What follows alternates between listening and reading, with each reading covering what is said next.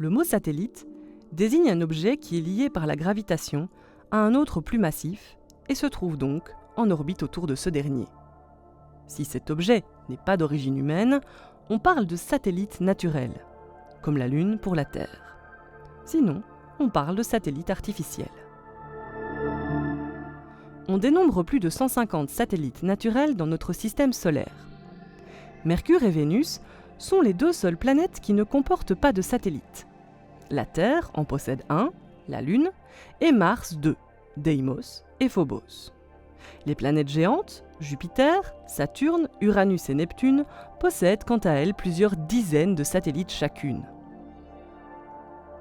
Les satellites artificiels peuvent pratiquement orbiter indéfiniment dans l'espace autour d'un corps céleste s'ils se trouvent à une altitude suffisante.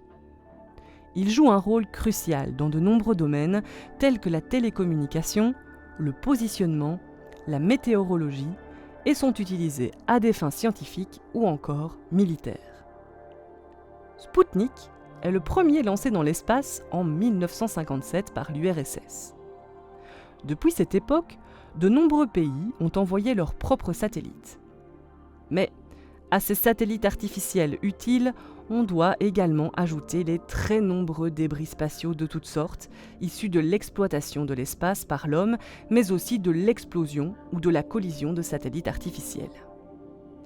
On a recensé plus de 15 000 débris, de plus de 10 cm, et on estime le nombre de débris de taille supérieure à 1 mm à environ 100 millions.